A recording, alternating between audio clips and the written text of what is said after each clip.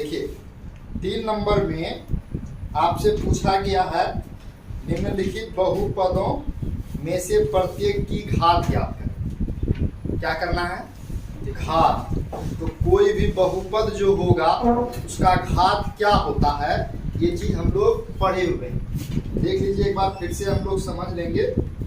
यहाँ पर 3 का 1 नंबर दिया हुआ है, केसी सिन्हा का 3.1, और यही सब सवाल जो है आपको 2.1 एनसीईआरटी में मिलता, सेम टू सेम क्वेश्चन इसी प्रकार का। वहाँ पर बहुत ही कम मिलता है, यहाँ पर ज्यादा मात्रा है।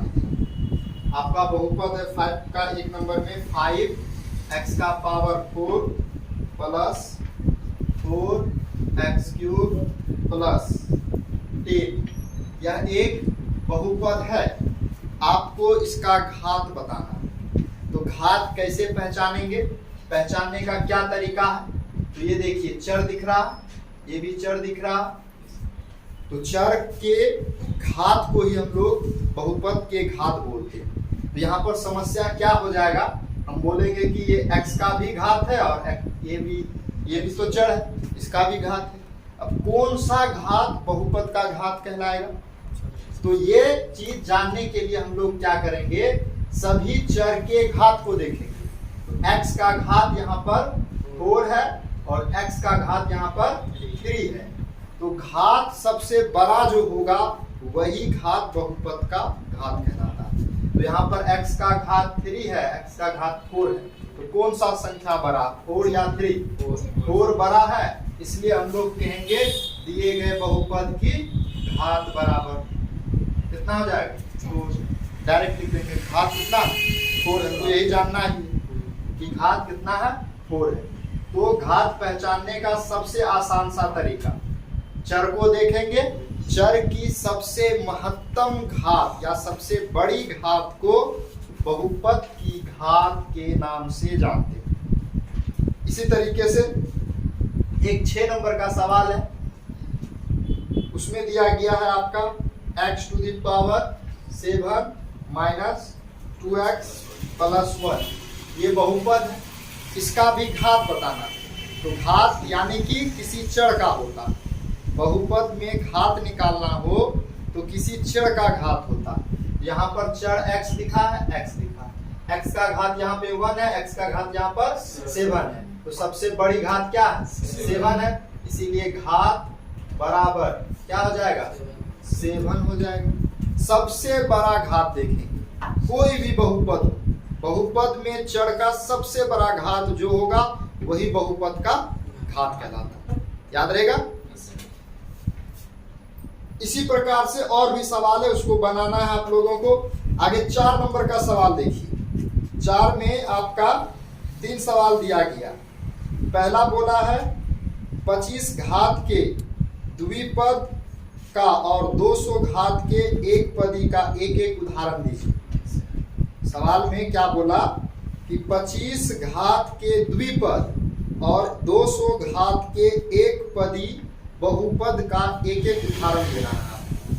तो सबसे पहला एक ऐसा बहुपद लिखना है जिसका घात 25 होना चाहिए, और जिस बहुपद का घात 25 होगा वो 2 पद वाला होना चाहिए। कितना पद वाला? 2 पद वाला। तो हम लोग उसको कैसे लिख सकते हैं? इसका बहुत सारा एग्जाम्पल हो सकता है, 1-2 नहीं, करोड़ों और अरबों हो सकता है। हम लोग क्या लिखेंगे?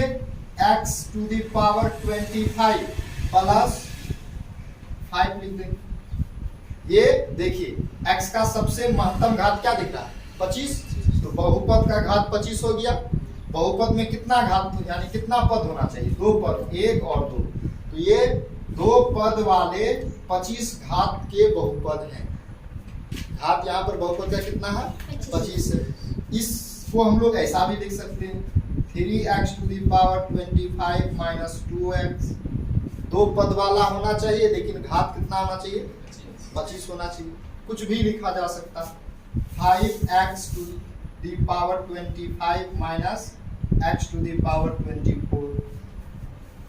2 पद वाला 25 की घात होना चाहिए। आपको याद है? समझ में आ रहा? 25 की घात में 2 पद वाला बहुपद, तो यही है आपका द्विपदी बहुपद 25 घात। समझ में आया? अब अगला बोला है 200 घात के एक पदी, 200 घात के एक पदी, तो घात कितना होना चाहिए 200 होना चाहिए और पद कितना होना चाहिए एक पद होना चाहिए। तो एक पदी बहुपद 200 घात वाला हो गया। इसको कुछ भी लिख सकते हैं 3x to the power 200, 5x to the power 200, ये सभी जो है ना 200 घात की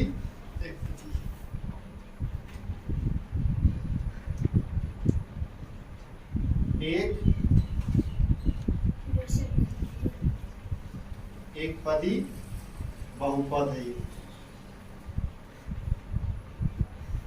200 घात की एक पदी बहुपद। तो कोई भी हम लोग अपने मर्जी से एग्जाम्पल ले सकते हैं, बशर्ते कि हमको समझना है सवाल में बोला कि 25 घात में 2 पद बोला और 200 में एक ही पद बोला था। एक ही एग्जाम्पल ले लेंगे और एक ही उदाहरण देने बोला था, तो कोई एक ठो लेंगे, आंसर में कोई एक ही ठो आने वाला, इतना नहीं, या तो ये होगा या तो ये होगा या तो ये या तो ये या तो ये या तो ये, कोई एक ही बोला है ना। उसी तरीके से अगला है दूसरा नंबर का 37 घात के त्रिपदी और 50 घात के द्विपदी का एक उदाहरण देना। 37 घात, घात कितना है 37, इसका त्रिपदी होना चाहिए, पद 3 होना चाहिए। तो हम लोग कोई भी एग्जांपल ले सकते हैं, x का पावर 37, घात कितना हो गया 37 हो गया। उसके बाद बोला 3 पद वाला बहुपद होना चाहिए, तो हम लोग कुछ भी जोड़ देंगे एक्स्ट्रा में, 2x का पावर 5 प्लस x। ये देखिए 37 घात वाला यह बहुपद है जिसमें 3 पद त्रिपदी। इसका बहुत सारा एग्जांपल लिख सकते हैं हम लोग, x to the power 37 plus 3x to the power 36 plus x to the power 35। ये भी क्या है 37 घात वाला त्रिपदी बहुपद।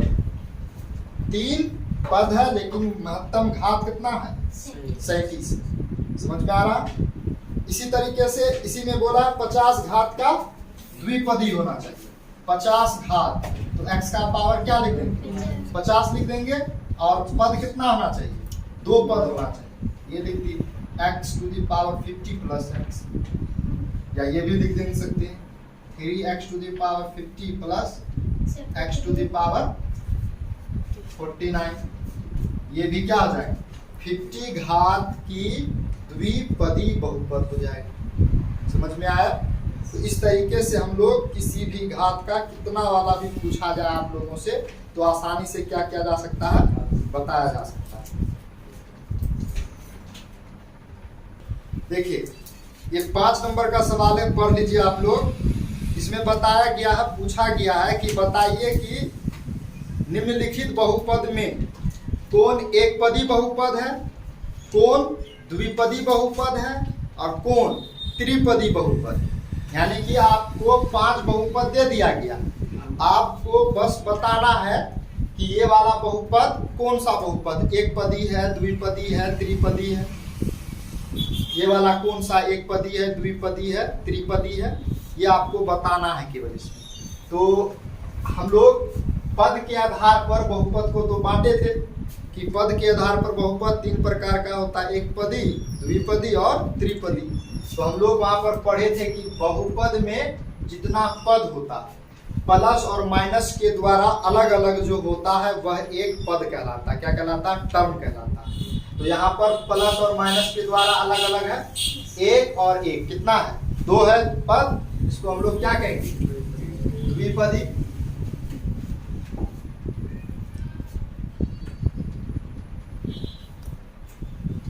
उसी तरीके से इस बहुपद में बताइए कितना पद है, अकेला एक पद है और इसको हम लोग क्या कर सकते हैं एक पदी बहुपद, और इस एक पदी बहुपद को हम लोग अचर बहुपद कहेंगे।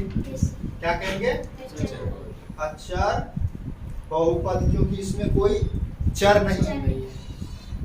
अगला वाला क्या हो जाएगा द्विपदी, एक और एक दो पद है, द्विपदी। अगला वाला देखिए, एक पद, दो पद और तीन पद। प्लस और माइनस के द्वारा अलग होने वाला जो भी चीज होगा वह एक पद कहलाता है। तो ये एक पद, दूसरा पद, तीसरा पद, इसलिए हम लोग इसको क्या कहेंगे? त्रिपदी बहुपद कहेंगे। उसी तरीके से इसमें कितना पद? अकेला एक ही पद है, एक पद है, इसीलिए हम लोग इसको क्या कहेंगे? एक पदी बहुपद कहेंगे। समझ में आया?